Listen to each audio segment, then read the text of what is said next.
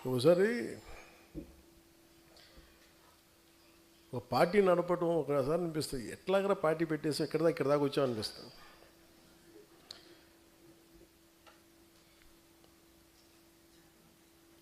భగవంతుడు నా నుదుటిపైన రాసిన రాత అనుకుంటాం.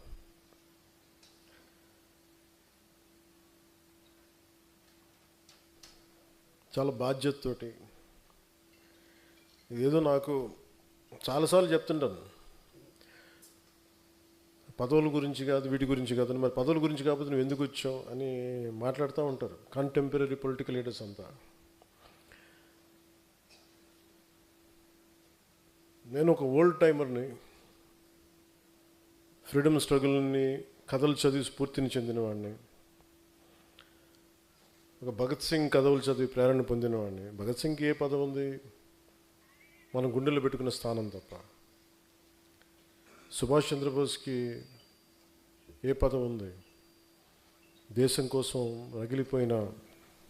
నలిగిపోయిన త్యాగం తప్ప. ఆ స్ఫూర్తితో వచ్చాను. దేనికి వచ్చి ఉంటానంటే,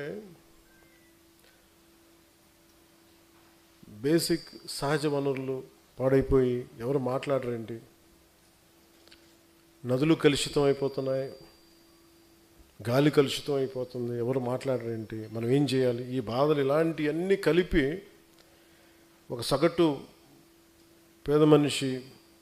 మనిషి ఇబ్బందులు పడుతూ ఉంటే మనం ఏం చేయలేమా, ఇలాంటివన్నీ తీసుకొచ్చినాయి.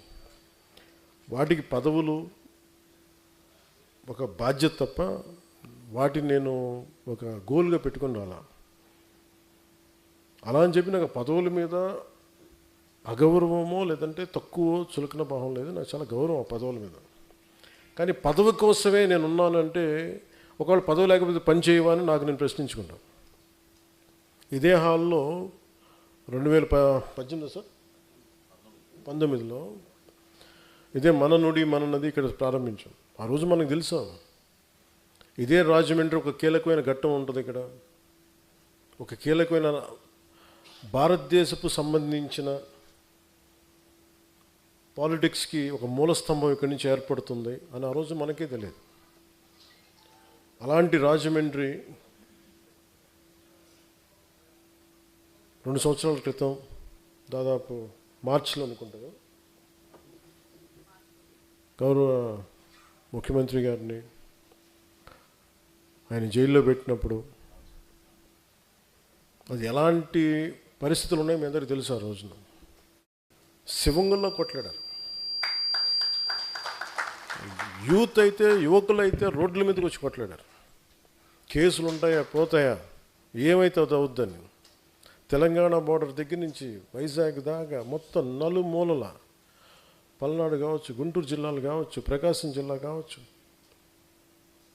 ఈరోజు అన్నీ అయిపోయిన తర్వాత అందరూ మెత్తబడిపోయారు. అందరూ కడుపు నిండిపోయింది అందరిగా. పౌరుషం చచ్చిపోయింది, చావు చచ్చిపోయింది. మళ్ళీ మీ అందరికీ కడగతిక్కిన కథ వినిపించాలి. నేను ఏమ్మా కడగతిక్కిన కథ వినిపిద్దానికి పౌరుషం చచ్చిపోయింది అందరికీ లేదు కదా.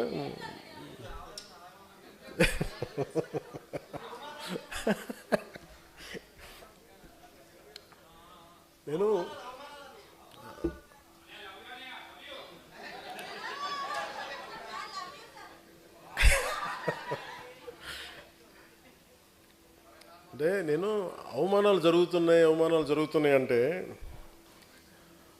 మీరు యాక్సెప్ట్ చేస్తేనే అవమానాలు జరుగుతాయి.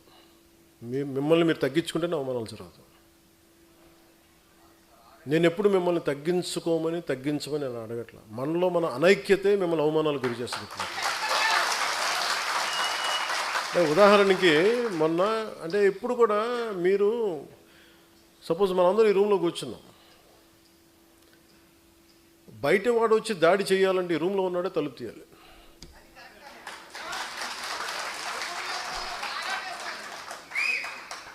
సో జనసేనకి నేను చాలాసార్లు చెప్తాను, నాకు ఎంత కష్టం ఉంటుందంటే నిజంగా ఒకసారి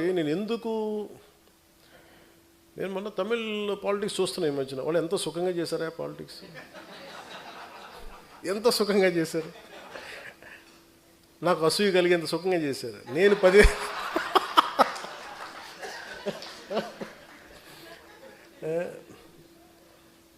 కటౌట్లు పెట్టుకుంటే గెలిచేశారు.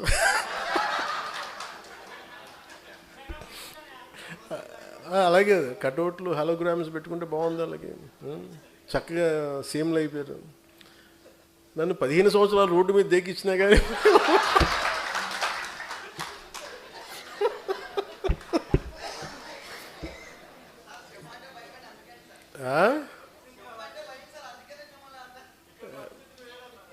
సరదా తెలుసులే, తెలియదు. అంటే ఎందుకంటే నేను మానవత్వం గురించి ఆలోచించేవాడిని. హ్యుమానిటీ. ఒక మాట మాట్లాడాలంటే చాలా అవగాహన కావాలి. ఒక పార్టీ ఎందుకు ఇంత సంవత్సరాలు నలిగాను అంటే, ఒక పార్టీని నడపడం అంటే కొన్ని లక్షల మంది ఒక సమూహాన్ని ఒక ఏకతాటిపై నడిపించడం చాలా కష్టమైన పని. మన ఇంట్లో కుటుంబ సభ్యులనే మనందరం కలిసి ఏకతాటిపైన ఉన్నాం. అలాంటిది నేను ఎంత సాహసం చేశానంటే బయటికి వచ్చి ఒక పార్టీ పెట్టి ఏదో మార్చేద్దామనే ఒక పిచ్చి. అది చాలా ధైర్యాన్ని ఇచ్చింది. నేను అనుకున్నాను ఎంత చదివినట్టు, ఏం చేసి చదివినట్టు అంటే, నేను వుల్ఫ్గాంగ్ వాన్ గోట్ అని ఒక జర్మన్ రైటర్ ఉండేవాడు. ఆయన చెప్పింది ఏంటంటే, నాకు ఆయన చెప్పిన కోట్ బాగా ఇష్టం. Boldness has magic and genius in it. అంటే ఒకసారి విపరీతంగా ఆలోచించేసి విపరీతంగా తెలివితేటలు చూపించేసి మొత్తం కొంచెం ఏమీ కాకుండా పోతాడు. ఒకసారి దూకేసాడు అనుకో, వాడు కొట్టేశాడు.